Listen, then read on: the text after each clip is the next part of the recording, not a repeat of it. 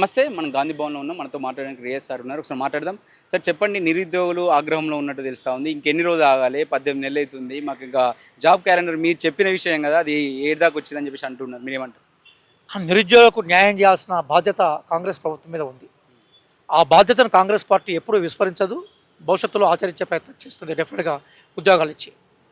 భారతదేశంలో పబ్లిక్ సెక్టార్ను ఏర్పాటు చేసిన ఘనత కాంగ్రెస్ పార్టీది. ఇప్పటివరకు తెలంగాణలో దరిదాపుగా లక్షలాది మంది ప్రభుత్వ ఉద్యోగులుగా పనిచేస్తున్న క్రమంలో వాటికి సంబంధించిన పాలసీ తీసుకున్న ఘనత కాంగ్రెస్ పార్టీ. అదే నేపథ్యంలో గత ప్రభుత్వం ఏవైతే నోటిఫికేషన్లు వేసిందో వాటి క్లియర్ చేసే ప్రయత్నంలో ఉన్నాం. దాదాపు క్లియర్ అయిపోయినాయి.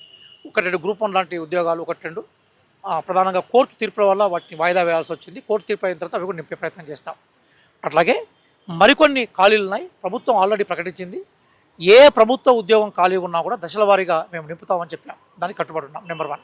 నెంబర్ 2 ఏంటంటే, గతంలో జాబ్ క్యాలెండర్ని మేము ఎందుకు అమల్లోకి తీసుకురాలేకపోయామంటే, జాబ్ క్యాలెండర్ని మేము అనౌన్స్ చేసాం. జాబ్ క్యాలెండర్ మేము కట్టుబడి ఉన్నాం. అదే నేపథ్యంలో ఎస్సీ వర్గీకరణకు సంబంధించిన దశాబ్దాల తరబడి పోరాటం ఉంది. గౌరవ ముఖ్యమంత్రి గారు స్వయంగా అసెంబ్లీలో ప్రకటన చేశారు. మేము వర్గీకరణ తర్వాతనే మేము నోటిఫికేషన్లు మళ్ళీ విడుదల చేస్తామన్నాం. ఆ వర్గీకరణ ఏప్రిల్ 14 దానికి సంబంధించి జీవో వచ్చింది. ఆ జీవో వచ్చిన తర్వాత మనకి రోస్టర్ పాయింట్ ఫిక్స్ చేయాలి. కొన్నిట్లో జీరో రోస్టర్ పాయింట్ స్టార్ట్ చేసే డిపార్ట్మెంట్స్ ఉన్నాయి. వాటికి సంబంధించి టెక్నికల్ పని జరుగుతుంది. నాకు తెలిసి త్వరలోనే గౌరవ ముఖ్యమంత్రి గారు కానీ, గౌరవ మంత్రివర్యులు కానీ, అలాగే ప్రభుత్వ అధికారులు కానీ దీని పట్ల వస్తే తప్ప నోటిఫికేషన్లో జాబ్ క్యాలెండర్ రిలీజ్ చేయరా? మిమ్మల్ని అడుగుతున్నాను సార్. కాంగ్రెస్ పార్టీ గెలవగానే మొట్టమొదటిసారిగా చేసిన పని ఏందో చెప్తే నేను వింటాను. గతానికి సంబంధించిన నోటిఫికేషన్లో కూడా క్లియర్ చేసే ప్రయత్నం చేశాం కదా. డిఎస్సి వేసాం. అలాగే పోలీస్ కానిస్టేబుల్ ఎస్ఐకి సంబంధించిన రిక్రూట్మెంట్ పూర్తి చేశాం. గతంలో నోటిఫికేషన్లు సరిదిద్దే ప్రయత్నం చేశాం. ఎగ్జామ్ సంబంధించిన నిర్వహణలో ఎక్కడ కూడా లోటుపాట్లు లేకుండా చూసాం. మేము కోర్టు కేసులను క్లియర్ చేసే ప్రయత్నం చేశాం. మీరు అన్నట్టుగా ఖచ్చితంగా 10 సంవత్సరాల నుంచి యువతకి, చదువుకున్న యువతకి, ఉద్యోగాల కోసం ప్రిపేర్ అవుతున్న యువకులకు అన్యాయం జరిగింది. నోటిఫికేషన్లు వేయలేకపోయినారు. వేసిన నోటిఫికేషన్లను భర్తీ చేయలేకపోయినారు. కానీ ఇప్పుడు మేమేమంటున్నామంటే, ఆ ప్రయత్నం మేము స్టార్ట్ చేశాం కదా. గతంలో ఉన్నవాడన్నీ క్లియర్ చేశాం కదా. పాత నీళ్ళు పోకుండా కొత్త నీళ్ళు రావు కదా సార్. పాత నీళ్లను మేము వెళ్ళగొట్టే ప్రయత్నం చేశాం. గతంలో వేసిన నోటిఫికేషన్ క్లియర్ చేసాం. వాటిని ఇంకా మాడిఫై చేసాం. ఉద్యోగాలు కలిపాం. మళ్ళీ భవిష్యత్తులో మార్క్ టైప్ ఆఫ్ నోటిఫికేషన్ల కోసం క్యాలెండర్ రిలీజ్ చేసాం.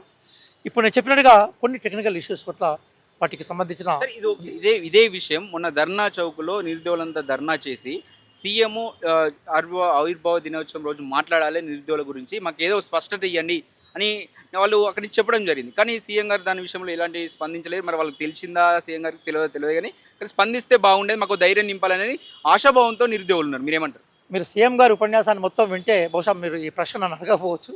చాలా క్లియర్ చెప్పాడు ఆయన. ఏ ఉద్యోగ నోటిఫికేషన్లు అయితే పెండింగ్లో వాటి క్లియర్ చేసామని చెప్పాడు.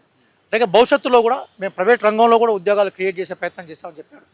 భవిష్యత్తులో ఏ ఉద్యోగాలు ప్రభుత్వ రంగంలో గురించి ఏం మాట్లాడలేదు కదా. మీరు వినండి సార్. మీరు అనుకున్న భాషలో మాట్లాడడంలో బేసికల్గా ఇప్పుడు నిరుద్యోగులందరూ ఏం కోరుకుంటున్నారంటే స్పష్టమైన ప్రకటన జరగాలనుకుంటున్నారు. సందర్భాన్ని బట్టి ముఖ్యమంత్రి గారు మాట్లాడతారు ఎప్పుడైనా కూడా. ఆ రోజు ప్రధానంగా తెలంగాణ త్యాగంలోకి సంబంధించిన విషయాలను ప్రస్తావిస్తూ, తెలంగాణ ప్రభుత్వం ఏ పనులు చేస్తుందో ఫోకస్ చేస్తూ, గతంలో చేసిన కాంగ్రెస్ పార్టీ 15 నెలలు చేసిన అభివృద్ధి పనులను ఆయన సమీక్షించారు. ఖచ్చితంగా విద్యార్థులు కోరుకునే విధంగా, నిరుద్యోగులు కోరుకునే విధంగా, చదువుకున్న వారు ఏవైతే ఉద్యోగాలను ప్రైవేట్ రంగంలో కానీ పబ్లిక్ సెక్టార్లో కానీ ఆశిస్తున్నారో వాళ్ళకు అనుకూలమైన ప్రకటన జరగబోతుంది.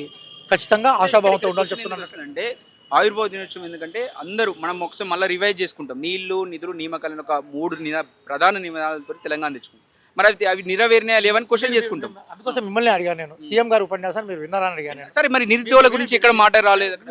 మీరు వినకపోతే నేనేం చేయలేదు. మేము విన్నాము. మీరు ఉన్నాను కదా, నేను అక్కడే ఉన్నాను. చాలా క్లియర్గా 60,000 ఉద్యోగాలు మేము పూర్తి చేస్తామని చెప్పారు ప్రభుత్వం. ప్రైవేట్ రంగంలో 1,00,000 ఉద్యోగాలు క్రియేట్ చేస్తూ ఉన్నాం. ఈ అభివృద్ధి ప్రాసెస్ ఏదైతే భవిష్యత్తులో కొనసాగుతుందని చెప్పారు.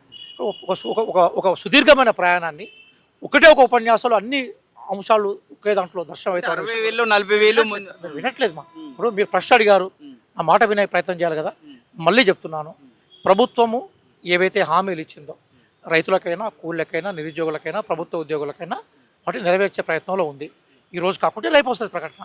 కొంచెం చదువునే నమ్ముకున్న మనం దాని మీద కాన్సన్ట్రేట్ చేస్తే తప్పనిసరిగా ఆశాజనకమైన రోజులు వస్తాయన్న విషయాన్ని ఈ సందర్భంగా నేను చెప్పగలుగుతాను. దాని విషయం ఓకే సార్, మీరు చెప్తున్న 60,000 గురించి మాట్లాడదు. దాన్ని ఇచ్చిన 40,000 ఉద్యోగులు డిస్కషన్లో ఒక పాయింట్ అడిగారు.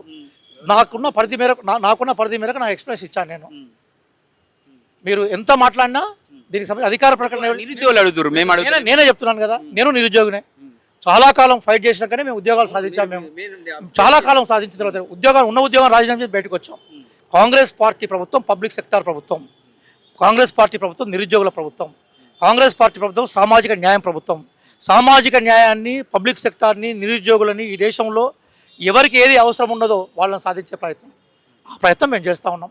ఆశీస్సులు ఉండాలి, ప్రేమ ఉండాలి, వాత్సల్యం ఉండాలి, ఓపిక ఉండాలి. కోరుకున్న ఇష్యూస్లో మా ప్రయత్నాన్ని మరి ఫలితాల రూపంలో చూపెట్టాం. అంటే మిమ్మల్ని గుచ్చి ఎందుకు అడగాల్సి వస్తుందంటే మీరు గతంలో నిరుద్యోగుల నుంచి కొట్లాడిరు వాళ్ళకి ఇప్పటికి కూడా చెప్తాను. నేను ఎక్కడ మాకు ఎమ్మెల్యేలు కలిసిన, మంత్రులు కలిసిన, గౌరవ ముఖ్యమంత్రి గారు కలిసిన, మీలాంటి పెద్దలు కలిసినా కూడా నేను అడిగేది ఏంటి, నోటిఫికేషన్లు వేయాలని అడుగుతున్నాను. నేను వేస్తామని చెప్తున్నా. మేము ఓకేనా, మేము ఎప్పుడైనా కూడా నిరుద్యోగ పక్షనే ఉంటాం. నోటిఫికేషన్ తప్పనిసరిగా వస్తాయి. చక్కగా చదువుకొని ఆ వచ్చే నోటిఫికేషన్లో మంచి రిజల్ట్ సాధించాలని మేము కోరుకుంటున్నాం. థ్యాంక్స్.